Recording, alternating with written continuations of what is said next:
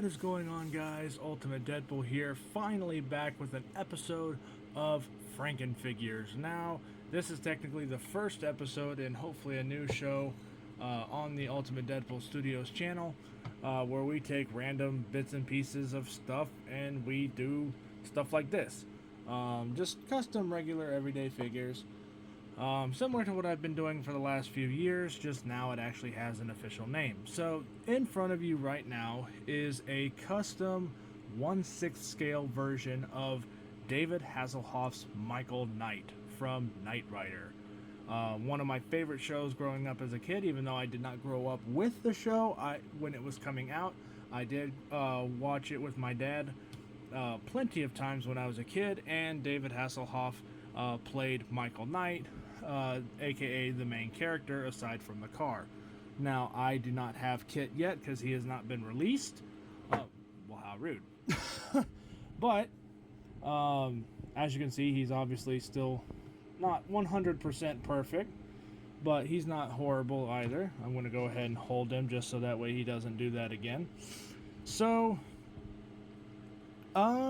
this is actually using a World Box Wolverine body, which is anatomically correct. So for those of you who would say that this is not anatomically correct, in the comment section, it is, because for some reason they decided to add that to this.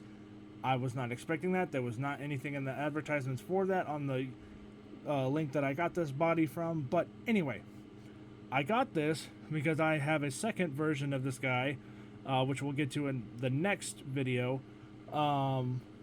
that has it has chest hair, and in Knight Rider that was a big thing that they had. David Hasselhoff would have his shirt slightly unbuttoned or whatever, and they would show his chest hair because that was just a thing in the 80s. So yes, before anybody says anything, the skin tone is a little dark, but underneath the sweater is the World Box body. And since the other character, which you'll get a sneak preview right there, has the exact same body, and his neck is needing to be visible, and since it's a fixed neck, I couldn't fake it like I did with Ben, so I actually had to try to color match and color blend everything as best as I could to try to make it look as seamless as possible. And since they are both played by David Hasselhoff, they kind of had to look exactly the same. So that was fun. But anyway, this is a pretty standard outfit. It's blue jeans, black cowboy boots, a red turtleneck sweater, and a black leather jacket. That's really it. I mean, he is missing his belt. I have it off camera. I just haven't fed it through the loops yet. But I do fully intend on doing that because it is accurate. And he does not have his communicator watch on his left hand. He is supposed to have that. I have, again, every intention of adding that to him later. But for now, this is as close to all but being perfect as I can get it. His proportions do look like David Hasselhoff's physique in Knight Rider. Maybe just a little bit bulkier, just because of the Wolverine World Box body that I have. And his outfit is relatively accurate to his first appearance in the pilot episode of Season 1. So he looked just like this in the Season 1 pilot. The only thing I do wish is I wish that the leather jacket was a zip-up jacket, not a button-up jacket, but that's fine. Otherwise, everything on it is pretty spot on. Maybe the jacket could come just a little bit lower on the body, but otherwise, I mean, it is accurate to how David Hasselhoff looked like throughout most of Season 1 of Knight Rider. Later, he did have a red button-up shirt, which I do have as an alternative costume choice if I so choose to, which is another reason why for Michael, his face had to match the body since it's so close in proximity, and the rest of the body is painted to look like that. So it is a little bit on the darker side. I do know that. In camera, it's way more exaggerated than it is in real life. I promise you, in real life, it's not this exaggerated, but in camera angles, he looks a little bit too dark, but that's okay. Eventually, he's just going to be standing in front of a car or driving the car whenever k.i.t.t is eventually released. And the other figure that we'll talk about in tomorrow's video will have a similar aesthetic to this, but just a little bit different. We'll get to him later. Arguably, he's one of the more visually interesting versions of this. So anyway, let me know what you guys think of Michael down below. He does have still relatively decent articulation for those of you who are interested in stuff like that. So his arms, without putting too much stress on the leather jacket, goes up, out, give or take a little bit like that. So honestly, this is more than enough for me because he can actually hold the gull-wing steering wheel for k.i.t.t whenever I do get him in hand. Single bend and a swivel. Just regular wrist articulation. Now his legs do go forward to about there, which is great because again, he's going to be sitting inside a car. I can have him just with, like, you know, one hand on the steering wheel, his head looking out like that, kind of like he did for promotional images and stuff. And he does have pivot forward and back, and his neck is a fixed neck underneath the turtleneck. So if I were to take that off, it's just a single double ball joint with an extremely modded neck connector. So his head actually does properly connect to the neck on the World Box body. So he does get a full range of motion on the head, unlike Ben 10's head, where the head and the neck were actually forced to be fixed in place because I did not try this with Ben, and I should have. Eventually, Ben and 10 is going to get a new head, but for now, it works just fine.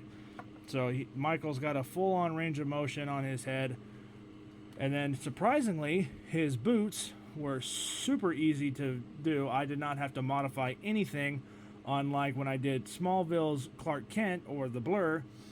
I had to hollow out the ball joint connections for the boots so that way they could fit on top of the ankle pegs properly. These, literally all I did was heat up the foot and snap and pop the ball joint right out. And to my surprise, the boots that he's wearing are the exact same size ball joint as the ankle connectors for the World Box body. So everything worked, everything fits flawlessly. And from a distance, he actually does look really good. But obviously, once you get up close and personal, then you can obviously see the imperfections in the face, especially. I tried to have the faces custom painted by a professional, so that way they matched better. But I couldn't find anybody locally, and I didn't really want to try to risk sending it somewhere. So I just did it myself, and obviously and with my mother's help, of course. She's a much better painter at this type of stuff than me. So together we put our heads together, literally, and we were able to make this work, as well as the other version, which we'll get into in just a little bit. So, or in the next video. So anyway, everything actually does work relatively well. It's not 100% perfect. Like, I mean, the jacket could be just a smidge longer. The,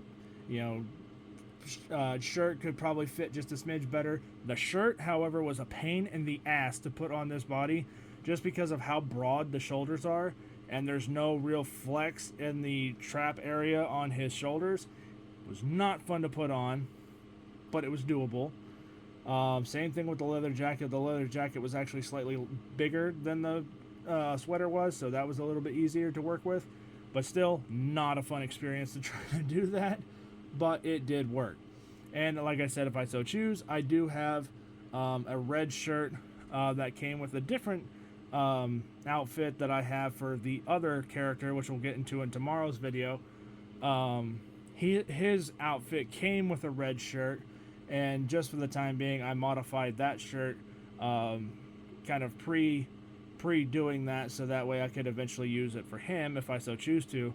And the nice thing about it is it's a relatively easy fit, and I know it fits this body very well because I had, like I said, already modified it to fit this body correctly. So anyway, that is Michael Knight.